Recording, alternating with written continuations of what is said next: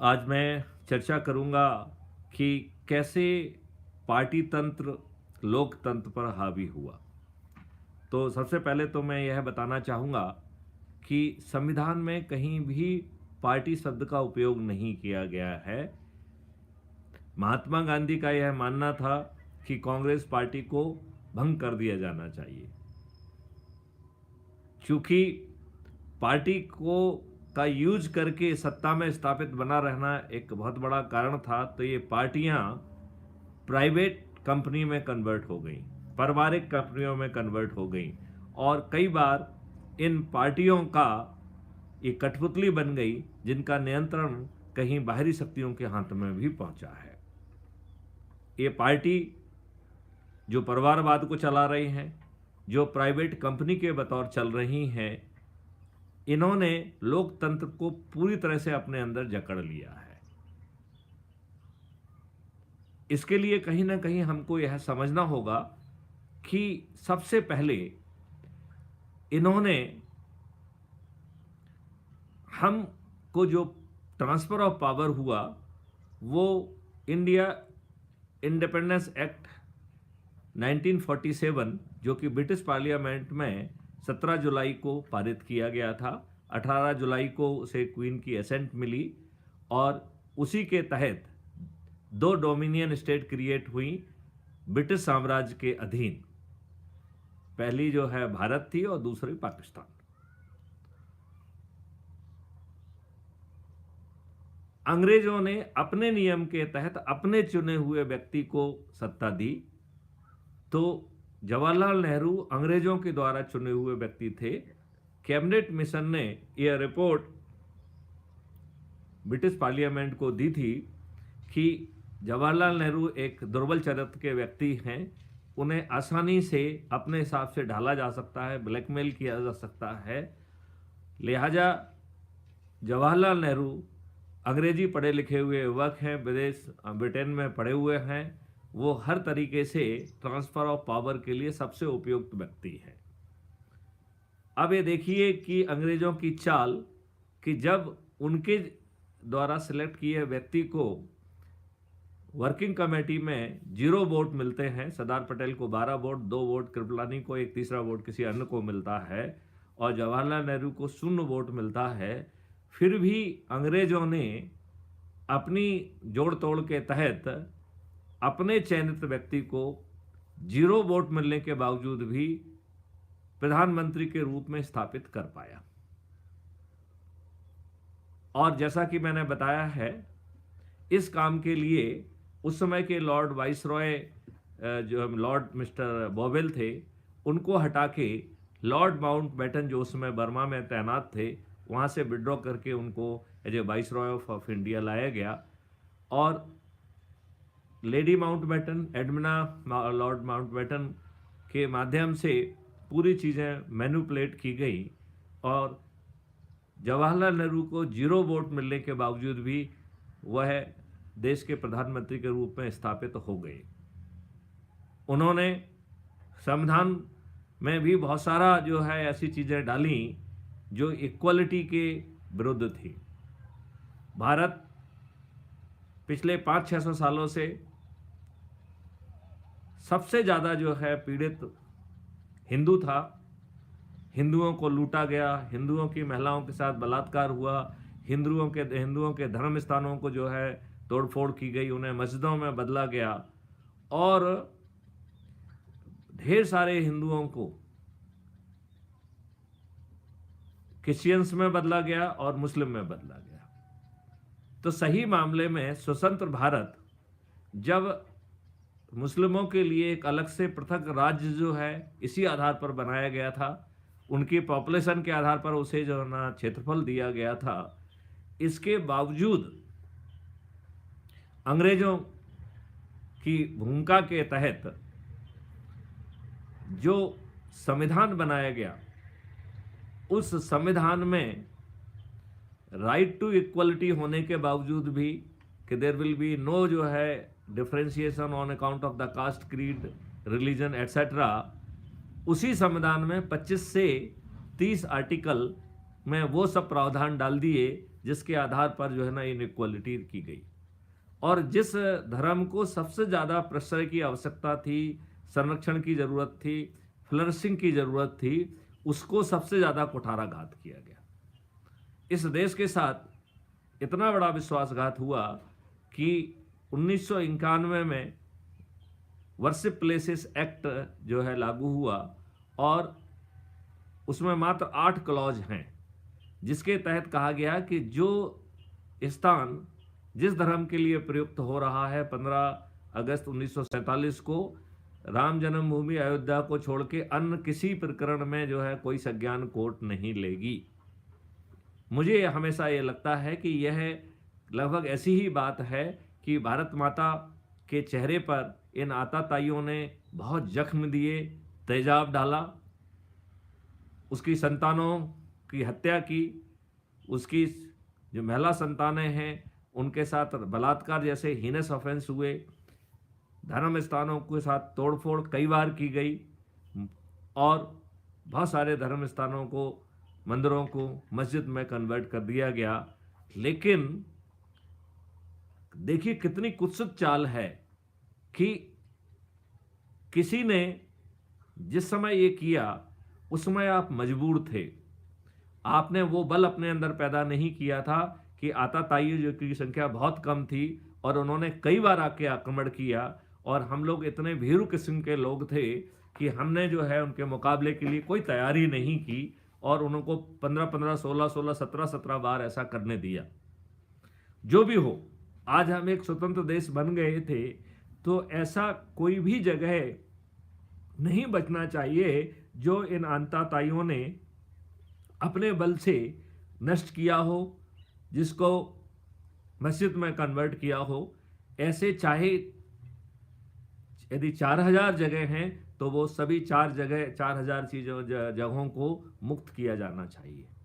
अंग्रेजों ने डिवाइड करने के लिए वक्फ बोर्ड एक्ट लाया 1930 में, उसको जो है इन्होंने 2-3 बार अमेंड किया और इतने घृणित जो है उसमें प्रावधान डाल दिए कि आज जो है ताजमहल वक्फ बोर्ड की प्रॉपर्टी है।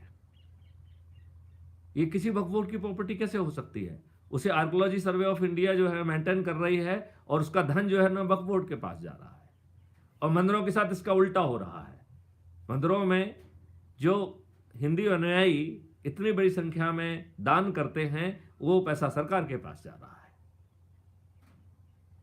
तो एक के बाद एक ढेर सारी चीजें जो है ना की गई और उसी कुत्सित चाल के तहत पार्टी तंत्र लाया गया। पार्टी में पॉलिटिकल पार्टी व्हिप ले आए। जहां सेपरेशन ऑफ पावर होना चाहिए वहां एग्जीक्यूटिव लेजिस्लेचर में भी घुस गए, वोट भी दे दिया। तो जो सेपरेशन ऑफ पावर होना चाहिए था एग्जीक्यूटिव, लेजिस्लेचर और जुडिशरी में, वो भी कहीं पे विलोपित हो गया है। अब समय आ गया है कि हम पार्टी तंत्र से लोकतंत्र को मुक्त करें। यह जस्ट जो है एक पीपल्स रिप्रेजेंटेटिव एक्ट को अमेंड करने वाली बात है। हमें इसे अमेंड करने के बारे में सोचना चाहिए और हमें यह भी ध्यान देना चाहिए कि जहां जिस देश में चपरासी बनने के लिए साचरित्र होना जरूरी है, वहां कानून के मंदिर में कानून के निर्माता अपराधी क्यों? यह एक अत्यंत ही दुर्भाग्यपूर्ण शर्मिंदगी का विषय है कि 2019 के पार्लियामेंट में 42% जो है मेंबर ऑफ पार्लियामेंट के विरुद्ध आपराधिक रिकॉर्ड है और 29% के विरुद्ध जघन्य अपराध पंजीबद्ध हैं, हत्या, डकैती, रेप, मर्डर एटसेट्रा। तो कानून का निर्माता ये अपराधी क्यों? तो अब देखिए पार्टी तंत्र ने क्या गड़बड़ी की। पैसे लेके टिकट देना, अपराधियों को टिकट देना, अपने भाई भतीजों को टिकट देना, दूसरी पार्टियों से जो लोग आए अपने लाभ के लिए आए उनको टिकट देना और इन प्रकारेण अपनी सत्ता स्थापित करना। और ये पार्टियां प्राइवेट ब्रिगेड बन गई, प्राइवेट कंपनी बन गई हैं और हमारा प्रतिनिधि जो हमारे बोर्ड से चुना गया है, वह है आपकी बात या अपनी बात पार्लियामेंट में रखने की स्थिति में नहीं है। वो पार्लियामेंट के अंदर पॉलिटिकल व्हिप से बंधा हुआ है, पार्लियामेंट के बाहर वो पॉलिटिकल डिसिप्लिन से बंधा हुआ है। आपराधिक चरित्र के, छोटे सोच के ये लोग, इनको लगता है कि जो कुछ भी मिल रहा है वो कहीं ना चला जाए, तो इनमें इतना साहस नहीं है कि आपकी या हमारी बात, हमारे चुने हुए प्रतिनिधि होने के कारण जो उनका धर्म भी बनता है, वो बात वो है ना तो पार्लियामेंट के अंदर कहने की स्थिति में है, ना बाहर कहने की स्थिति में है। चूंकि हमारे चुने हुए प्रतिनिधि हमारी बात कहने की स्थिति में नहीं है, लिहाजा अब हमें दूसरा रास्ता निकालना होगा, जिसको हमने सकारात्मक संवाद कहा है। तो ये सकारात्मक संवाद सरकार से क्या है? तो इस सकारात्मक संवाद जो है, देखा जाए तो हमारे यहाँ जब भी कोई आपत्ति आती थी, कोई असर का वो होता था, तो हमारे लोग तपस्या करते थे। तपस्या के दौरान वो उनको वरदान मिलता था, उनको ब्रह्मास्त्र मिलता था, शिव अस्त्र मिलता था। तो हमें भी शासन से संबंध स्थापित करने के पहले वो शक्ति जो है ना अपने आप में प्राप्त करना होगी। वो चीज़ यदि हम करेंगे तो हम एक अच्छी व्यवस्था स्थापित कर पाएंगे। तो वो शक्ति कहाँ से आएगी? तो डेमोक्रेसी में वो शक्ति पब्लिक के पास है। तो मेरा ऐसा मानना है कि क्राइम फ्री भारत से जो जितने भी लोग हैं जो सुन रहे हैं, वो सब जुड़ जाएं, चाहे वो पार्टियां हों, चाहे वो एनजीओज हों, जिसका जहां पर भी प्रभाव क्षेत्र है, यदि हम सब लोग जुड़ जाएंगे और अपने प्रभाव क्षेत्र के लोगों से crime free Bharat YouTube channel को सब्सक्राइब कराएंगे, और जब हमारी आवाज़ जो है 25 करोड़ 50 करोड़ के बीच में होगी, तो फिर हम इनकी भावनाओं को शासन तक पहुंचाने की स्थिति में पहुंच जाएंगे, जो कि हमारे चुने हुए प्रतिनिधि भी अभी इस स्थिति में नहीं हैं। फिर हमारा क्या तरीका होगा? जो हमें माननीय नरेंद्र मोदी जी ने सिखाया है, हम दीपक जलाएंगे, थाली बजाएंगे और वीडियो बजाएंगे। और वो वीडियो क्या होगा? वो छोटी छोटी मांगें होंगी जिसमें खर्च भी नहीं होगा, जिससे यह पार्टी तंत्र की समाप्ति होगी। जो नोटा है, नोटा को एज ए कैंडिडेट जो है मान्यता प्राप्त होगी। जो व्यक्ति को नोटा से हारेगा उसे 15 साल का वनवास होगा, मतलब 15 साल वो किसी इलेक्शन प्रोसेस में भाग नहीं ले सकता है। जिस व्यक्ति की जमानत जब्त होगी वो व्यक्ति 10 साल का उसे वनवास होगा। इसका मतलब है 10 साल वो तपस्या करे, जनता की सेवा करे, तब उसे दोबारा लड़ने का हक होगा। ऐसी जिन पॉलिटिकल पार्टी का जीरो बेस रहेगा, वो पॉलिटिकल पार्टी पहले से डिक्लेयर करें कि हम जो है 2 साल अभी समाज सेवा करेंगे। क्यों? क्योंकि यदि जो है उस पार्टी का एक भी व्यक्ति कैंडिडेट नहीं जीतता है, तो उसे 10 साल की तपस्या करना होगी। वह पार्टी जो है चुनाव प्रक्रिया में भाग नहीं ले सकती है।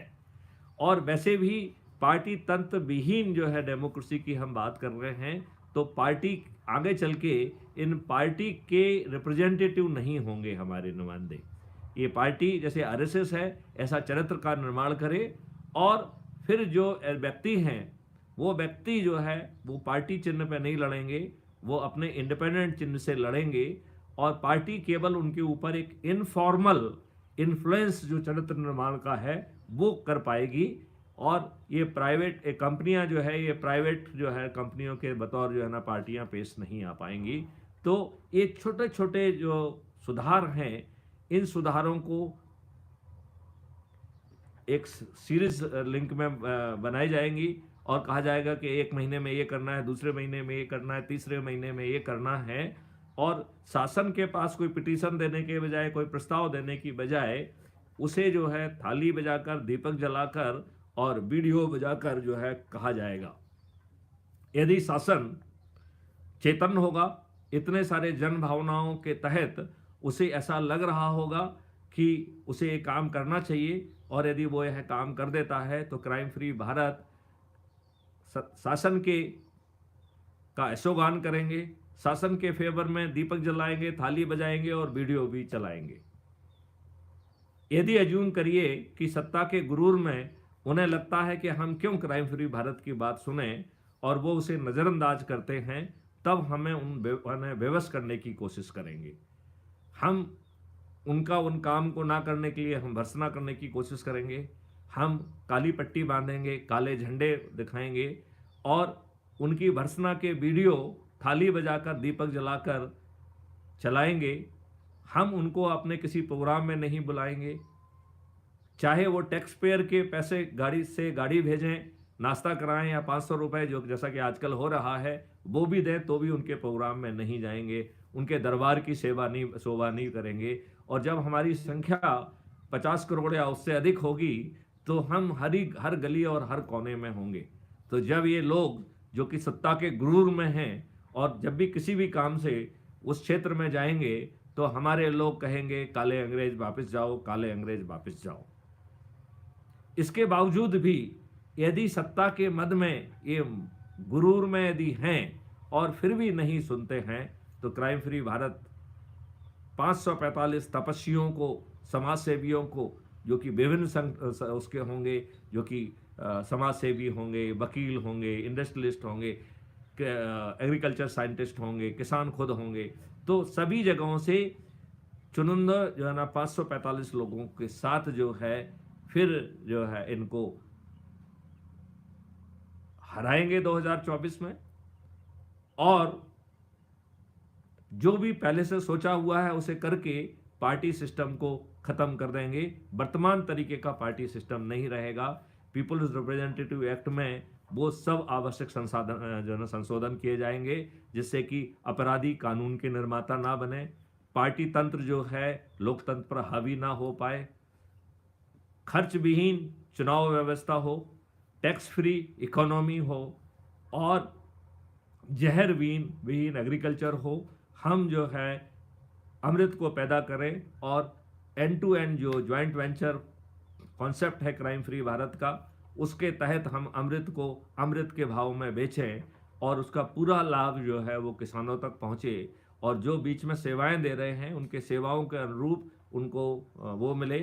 वर्कर्स को मिनिमम 50,000 रुपये पर मंथ की जो है आमदनी CFB ने सोचा है कि देंगे। और यदि एक परिवार में 4 वर्कर हैं, इसका मतलब है कि उस परिवार की पर मंथ इनकम 2 लाख रुपए पर मंथ होगी। 2 लाख रुपए में उसे किसी फ्रीवी की आवश्यकता नहीं होगी। वह सम्मानजनक स्थिति में सम्मानजनक घर में रह पाएगा, सम्मानजनक लाइफ स्टाइल मेंटेन कर पाएगा। क्राइम फ्री भारत का आयुष मॉडल उसे वैसे भी निरोगी रखेगा, दीर्घायु करेगा, तो वो एक अच्छी लाइफ जी पाएगा और उस लाइफ के साथ साथ हर आत्मा किसी काम से यहाँ आई है, वह यहाँ पर रहने खाने सोने के लिए नहीं आई है।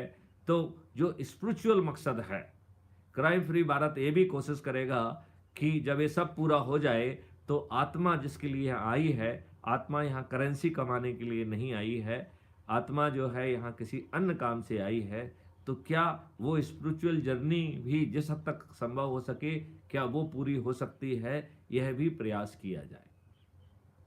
आइए इसी जो है संकल्प के साथ हम भिड़ जाएं। सभी पॉलिटिकल पार्टी, सभी नई पार्टियां, सभी NGOs, सभी संगठन एक साथ जुड़ें और क्राइम फ्री भारत को वो शक्ति दें, वो वरदान दें जिससे कि हम शासन से सकारात्मक संबंध स्थापित कर सकें। यदि वो हमारी बात सुनते हैं तो ठीक है, अन्यथा हम उसे विवश कर सकें। और यदि अपने सत्ता के मद में वो इतने मदमस्त होते हैं तो 2024 में उन्हें सत्ताच्युत कर सकें।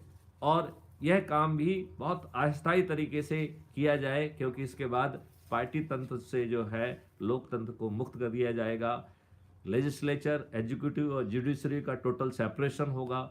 जुडिशरी या अनएग्जीक्यूटिव जो सबऑर्डिनेट ब्यूरोक्रेसी है वो एग्जीक्यूटिव के प्लेजर से नहीं आएगी, एग्जीक्यूटिव की मेहरबानी से नहीं आएगी।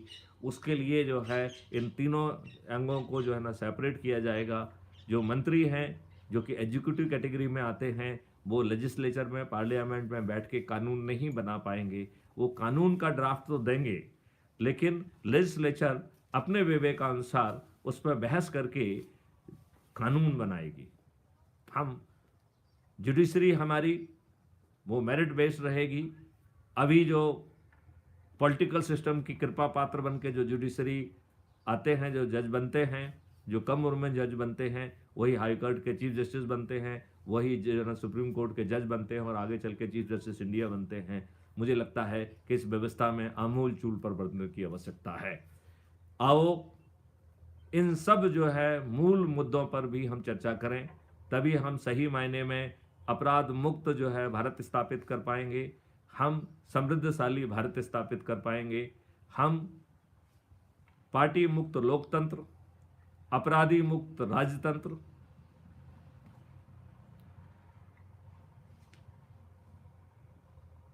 खर्च मुक्त चुनाव और कर मुक्त अर्थव्यवस्था और समृद्धशाली किसान और कृषि व्यवस्था, समृद्ध इंडस्ट्रीज और सबसे बड़ा जो है research and creativity centre Bharat होगा। आओ हम सब मिलके ऐसी व्यवस्था को जमीन पर उतारें। जय हिंद, जय भारत, वंदे मातरम।